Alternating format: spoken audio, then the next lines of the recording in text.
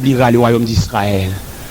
Il dit, ce n'est pas à vous de connaître le temps ou le moment que le Père a fixé de sa propre autorité, mais vous recevez une puissance.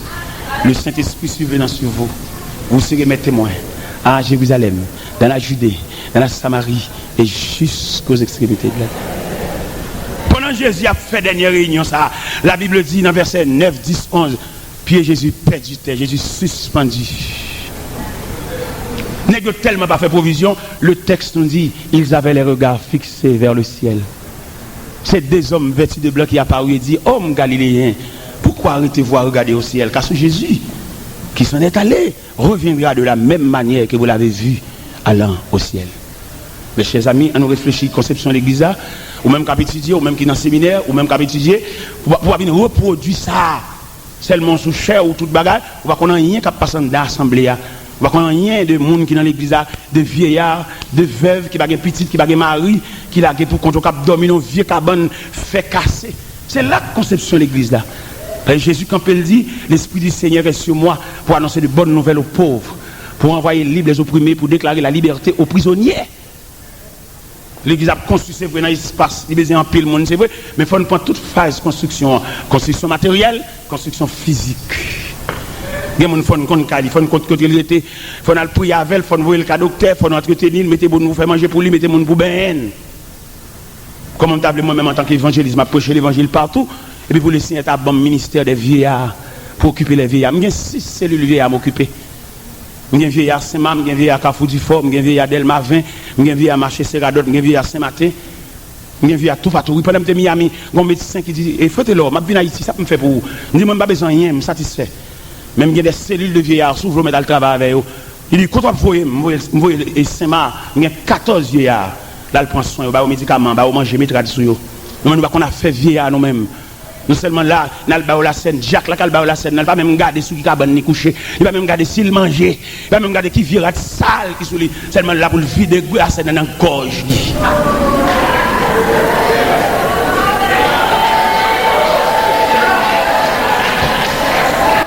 Et je m'amène assister l'homme. Je m'amène assister l'homme. Je m'amène l'église. Ça m'a dit là, Jésus te dit le tout, oui. Dans l'évangile selon Saint Matthieu, là Jésus rencontre un officier romain qui dit, maître, mon serviteur souffre de paralysie à la maison. Jésus troublé pour l'officier romain, nèg revolver, zam, nèg galil, nèg fal. Il y a sensibilité pour serviteur, il y a des gens qui depuis matin jusqu'à soir, pas jamais demander sous manger. Il va jamais demander si petit toi à l'école, tout le monde à l'école comment pas aller, il va jamais demander ça. Seulement ou là pour le voyer, l'évangile là doit pour le voyer. Jésus il a regardé pour l'officier romain. Il est très sensible ça, Jésus tellement troublé. Il dit, je vous déclare que même en Israël, je n'ai pas trouvé aussi grande foi. Peut-être ça m'a dit à soi, nous avons trouvé tellement raide, tellement lourd. Jésus te dit, même en Israël, je n'ai pas trouvé aussi grande foi. Et je vous déclare, vous allez voir les hommes viendront de l'Orient à l'Occident, ils seront à table avec Abraham, Isaac et Jacob. Et cependant, le fils du royaume seront jetés dehors. Je veux dire, n'est que bon Dieu prend piba, n'est que bon Dieu prend un rétamat, beauté bombe dans la tête. C'est au plus malveillant, c'est au plus va qu'on cause monde. Si nous ne pouvons pas faire l'évangile, nous ne pouvons pas faire, on nous change l'église, on nous vend matériaux de construction.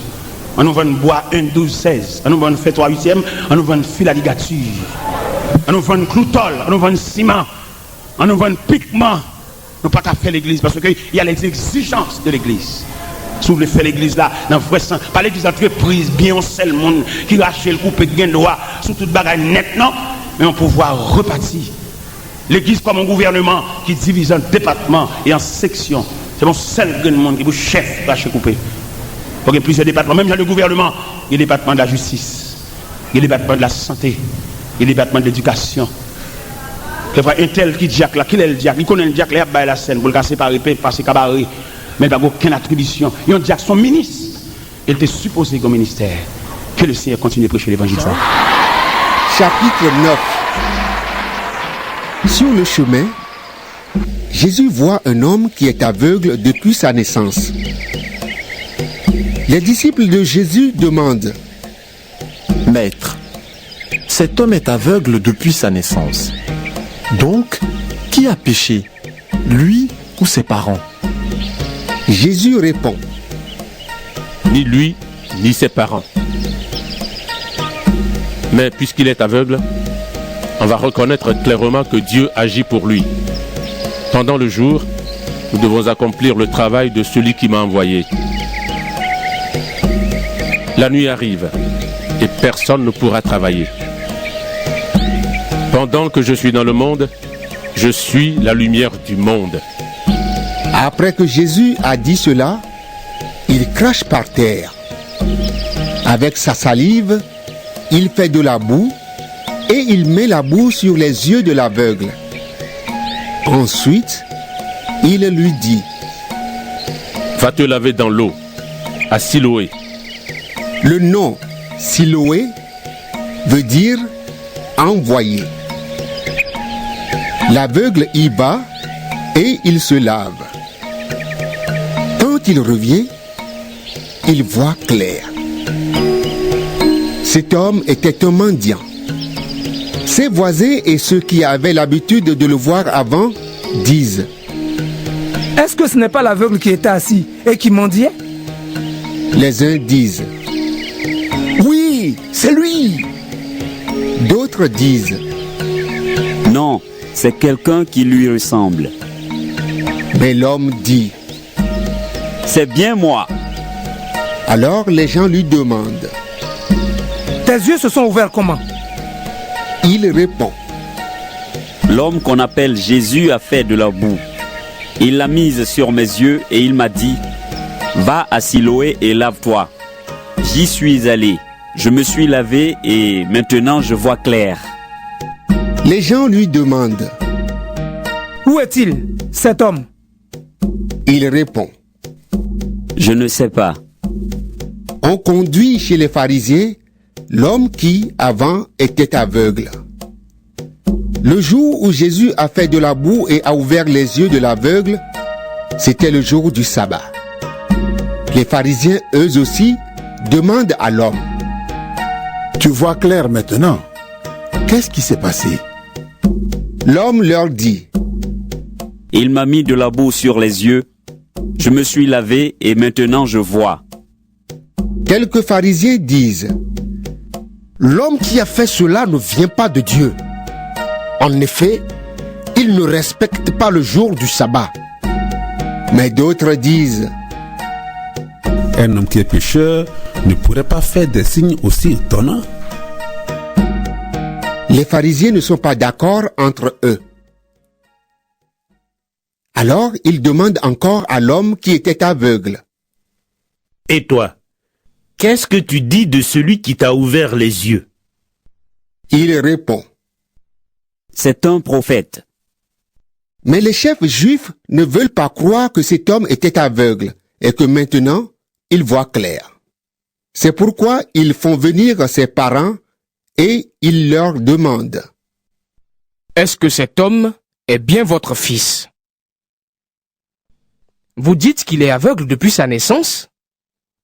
Maintenant il voit. Qu'est-ce qui s'est donc passé? » Les parents de l'homme répondent, « Nous le savons, c'est bien notre fils. Et il est aveugle depuis sa naissance. » Maintenant, il voit clair. Mais ce qui s'est passé, nous ne le savons pas. Qui lui a ouvert les yeux? Nous ne savons pas. Interrogez-le. Il est assez grand. Il répondra lui-même. Les parents disent cela parce qu'ils ont peur des chefs juifs. En effet, ceux-ci se sont déjà mis d'accord. Ils vont chasser de la maison de prière tous ceux qui affirment Jésus est le Messie. C'est pourquoi les parents de l'homme disent « Il est assez grand. Interrogez-le. » Alors, pour la deuxième fois, les pharisiens appellent l'homme qui était aveugle et ils lui disent « Dis la vérité devant Dieu. Nous le savons. Celui qui t'a guéri est un homme pécheur. » Il leur répond, « Je ne sais pas si c'est un pécheur, mais je sais une seule chose. J'étais aveugle et maintenant je vois clair. » Il lui demande, « Qu'est-ce qu'il t'a fait? Comment est-ce qu'il t'a ouvert les yeux? L'homme leur répond. Je vous l'ai déjà dit, mais vous n'avez pas écouté. Vous voulez l'entendre une deuxième fois? Pourquoi donc? Vous avez peut-être envie de devenir les disciples de Jésus, vous aussi. Alors, ils se mettent à l'insulter. Ils lui disent: C'est toi qui es le disciple de cet homme. Nous sommes les disciples de Moïse. Nous savons que Dieu a parlé à Moïse. Mais cet homme-là, nous ne savons pas d'où il vient. L'aveugle guéri leur répond. Voilà une chose étonnante. Il m'a ouvert les yeux et pourtant vous ne savez pas d'où il vient. Nous le savons. Dieu n'écoute pas les pécheurs.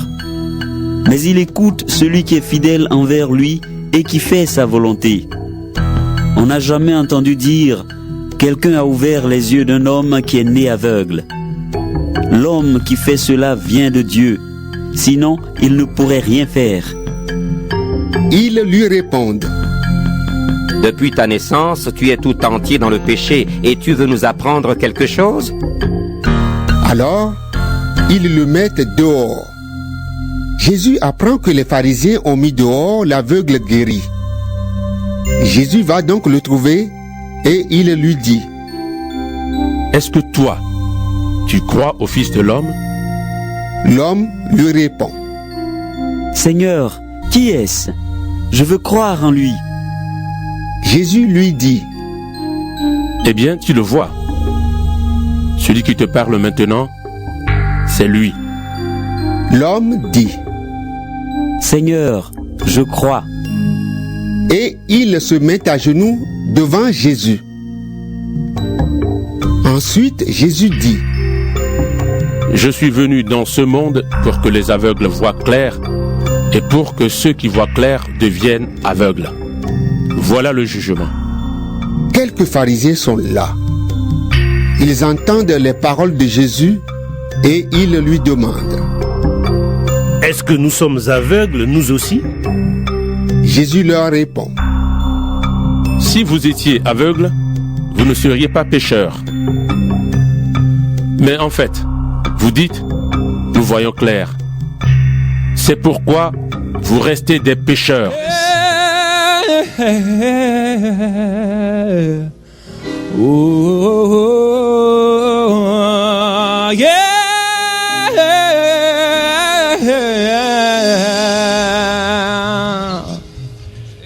Dieu est si bon.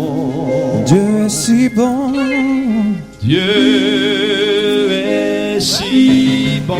Il est si bon. Il est fidèle envers ses enfants. Il est fidèle en tout temps. En tout temps. Dieu est si bon.